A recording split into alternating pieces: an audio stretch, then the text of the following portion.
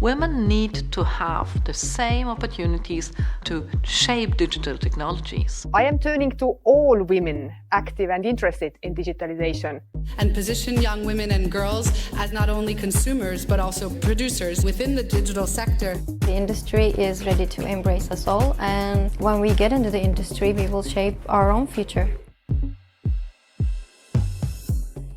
Hello and welcome to Women Leading Digital, a podcast by GIZ where we discuss digital transformation and technology with leading voices from around the world. My name is Martina Karaparusheva and I am a policy advisor with GIZ. I have been advising on all issues related to data economy. And that's what we're here for today, data economy.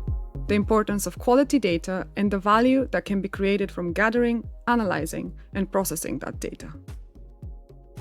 We all leave a digital footprint that we produce every time we log onto an app or use the internet. The success of companies monetizing this data has shown how valuable it is. But how do you create value from data if you're not in big tech and don't have access to millions of users and their data? And more importantly, how do you create value for the benefit of the local population and the people that need it most?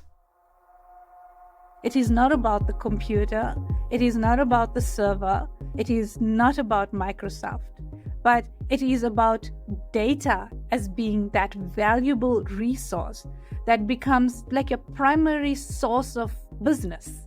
I think the bigger question now is how do we make this economy more suitable and sustainable for women to thrive in?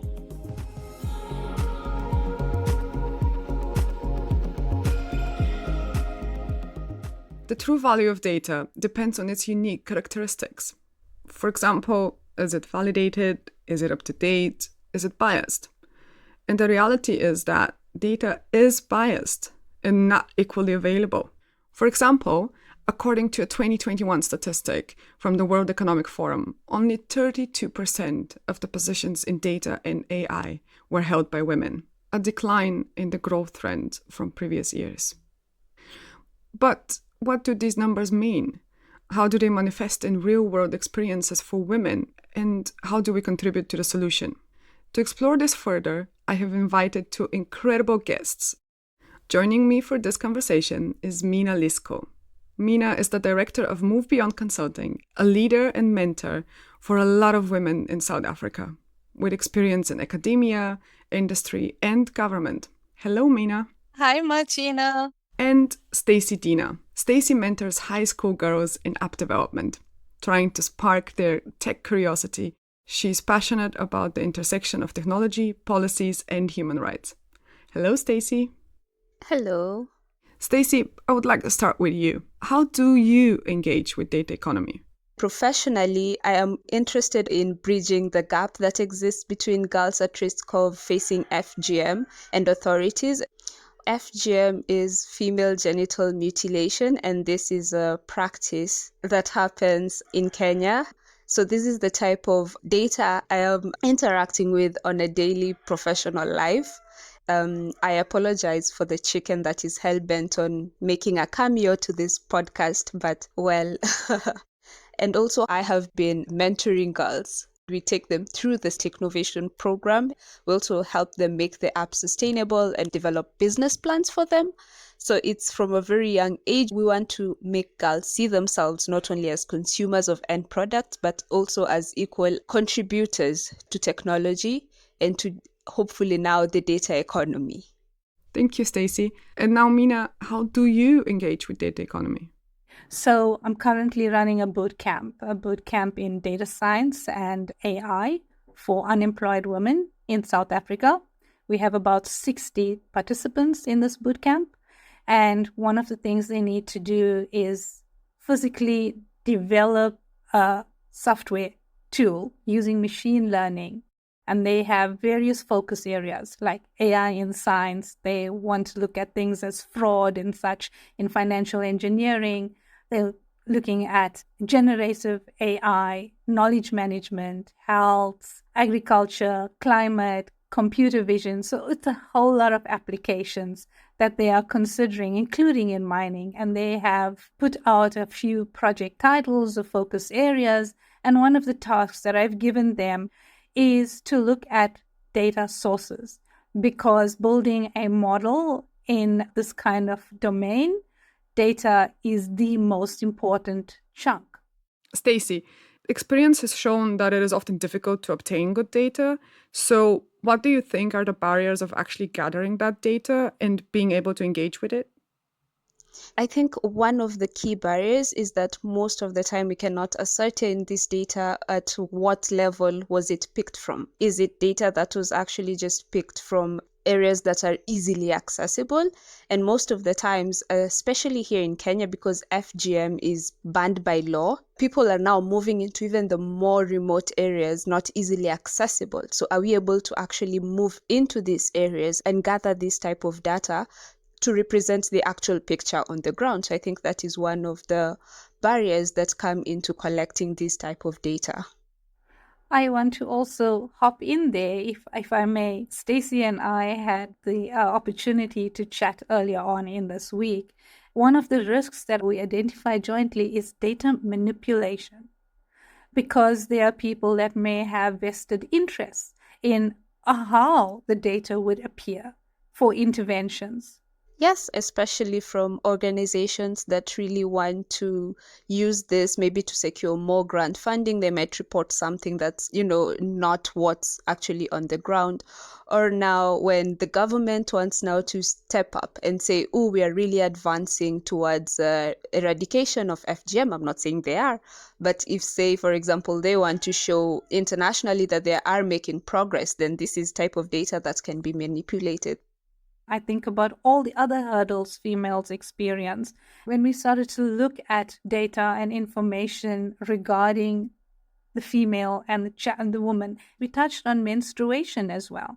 In South Africa, one of the big problems we have is that kids go to school, but when it's time for their periods, they stay home.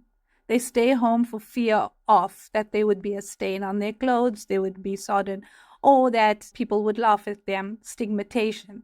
So they stay home. They stay home because they can't afford a pad. Can you imagine if they miss school during the tests and exams? So it is a threat to education.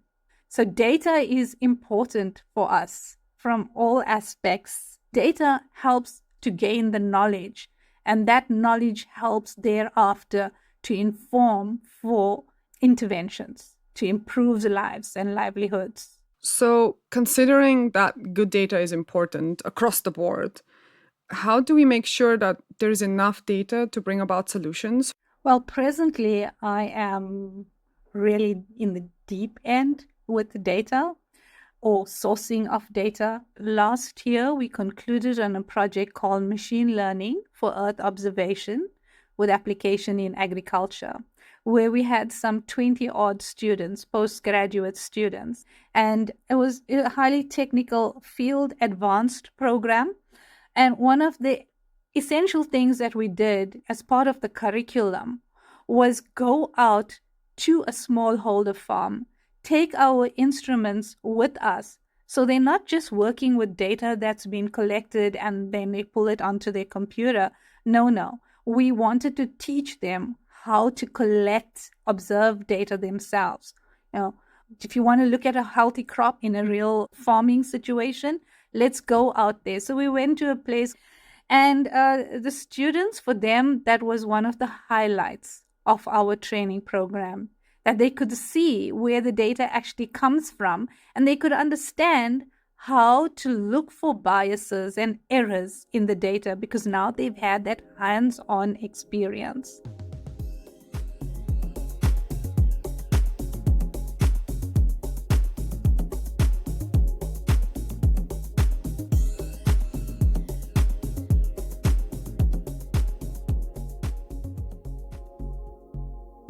On the one hand side, it is crucial that we observe, we ask them, and involve them in gathering the data.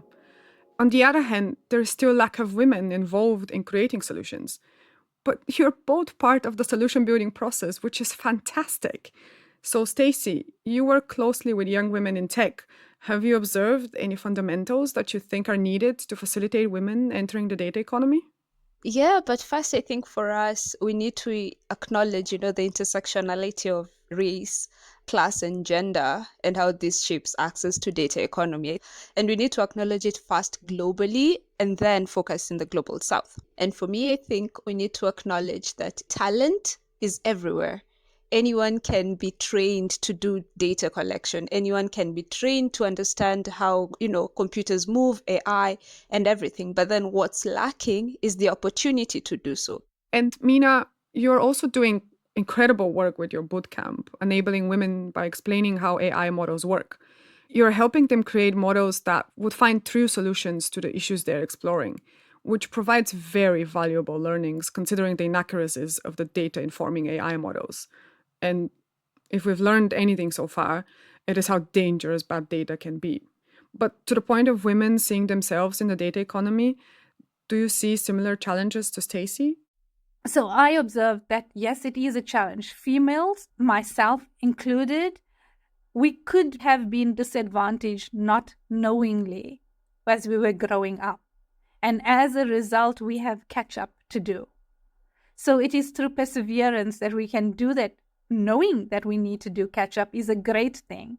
It is not that it's a pity on me that, I was deprived of something, but I see it as an opportunity. And for somebody like myself, I will jump on those opportunities that creates good. And in the bootcamp, having knowledge of coding prior to joining the bootcamp was not a prerequisite. So we have about 45% or so of the 60 participants that have no coding experience. And some are thriving in the bootcamp. But I did observe that there are those that are kind of, having some challenges. So one of the interventions I did was have extra lessons. So we are having extra lessons at all sorts of times. On the weekends, on my Saturdays, on my Sundays, and they join in because they are keen for that knowledge and to develop the skill. So that's kind of an intervention that I'm doing directly now in the boot camp. How were you inspired to get involved the way that you are now? Actually, I will share something really personal with you. So I was about maybe 5 years old or so, and it's such a vivid memory to me. So I come from it's a huge family in terms of extended family. And when they get these events, do these functions, and I would be the one that, okay, I want to stand up in stage and everybody listen to me. I have something important to say, that kind of thing. So growing up, that's what I wanted to do. And then when my grandfather, he fell ill, he had cancer, and on his deathbed, and he called me to his side and he said to me, "You are going to be a teacher when you grow up." I took that to heart. And being 5 years old, it's just stuck in my head. When you say that somebody plants a seed, I think that's what he did to me. So when I had the opportunity going to university, I wanted to do something that was going to shape me and my interests. So I was keen on a lot of things. And that thing of becoming a teacher kind of stuck into me. So when I finished my PhD studies, in my thesis, I dedicated it to my grandpa, and I said to him, "You gave me a dream and I made it a reality." And for me, that is what I want. And in everything that I do, for example, in the boot camp, I'm seeing this, is that's what I'm trying to do. Thank you for sharing that, Meena. And what about you, Stacy? How did you end up where you are today? For me, it started as a challenge. I wanted to be a doctor at some point very strongly, but look at me now. So what started it was a challenge, and these guys had come to my school and they had asked for space to conduct a training for young girls in school. And so these guys came in and they were introducing code, and they taught us. It's very later on that I understood what Technovation was actually in its entirety. But, it was, the program basically was to identify a problem in your community and solve it using tech. And so one of the problems that me and my team came to realize is FGM. And that's how I ended up working to eradicate female genital mutilation using tech. And this is something that has built me and shaped me to actually see tech as a field that I can thrive in. And this is now something I'm hoping to pay forward to future generations. Thank you both for sharing those moving stories. Considering that you're both part of solutions-based projects looking to embolden women and involve them in the data economy, do you see your work impacting societal norms around women in digital economy? I think that, the fact that I'm there and I'm able to inspire young girls to actually want to get to higher heights is something that I think is a shift that I'm very happy to see in the globe. And also just, the inclusive and intersectional African approach to data collection. And, when we acknowledge the sensitivities and the realities of growing up and living in Africa itself, how we now proceed to collect data that depicts the state of African women. This is something that I'm really excited about. Yeah. In South Africa, there's a lot being done in terms of transformation from a gender perspective. So we even have a dedicated ministry. It's a ministry dedicated to women, just like you would have the Department of Science and Technology. It means that we have policymakers and we have politicians and such sitting together thinking about women empowerment. And there have been, like Stacy mentions also in South Africa, a number of interventions. And there's a big drive in equity to gender equity in South Africa as well. But having said that, I also want to raise a concern again that I see that could pop up. In South Africa, one of the biggest challenges that we do have is gender-based violence, right? And I'm sure that this exists in other parts of the world, people suffering in silence and such. But in South Africa, it is out there, it is in the news. You will read about it practically every day. So I have this concern that if there is women empowerment without consideration that you could essentially take away a job from a male, for example. So if you think in a home, you have the husband, you have the wife has a job, a husband may have a job, but the wife is earning more for whatever reasons that policy drives. Or it could just be that the woman is talented and she is in that position for, she's gained it through all of her own doing. But I'm concerned that some of the interventions, some of the policy, without thinking it through long term, could trigger negative knock-on effects. Not take away from women empowerment, because that's absolutely needed and vital, but then at the same time, not destroy families, homes, communities, populations. So I think that's, for me, is a very important thing that needs to be done. Thank you, Meena, for raising that. As you say, sensitivity and awareness are vital here.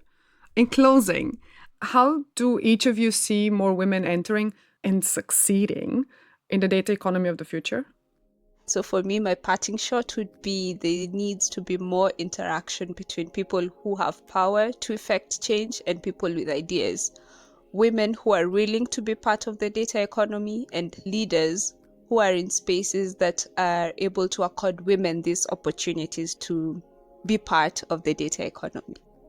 Maybe just this: never give up, believe in yourself, persevere. That is what I would like to give out to all women that feel challenged.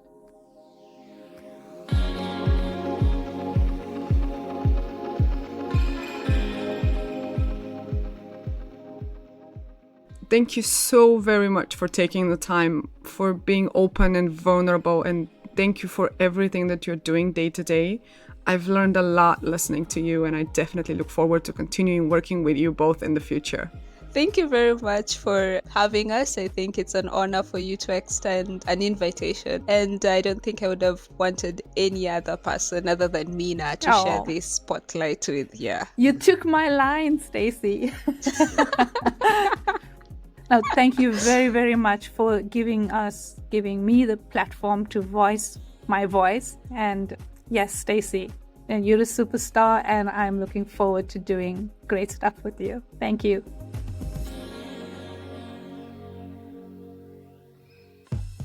Women Leading Digital is brought to you by GIZ, the Deutsche Gesellschaft für internationale Zusammenarbeit, and is produced by Bear Radio. I am Martina Karaparusheva. Follow GIZ for more information, news, and stories on digital transformation and gender at www.bmz-digital.global, and make sure to listen to other episodes of this series.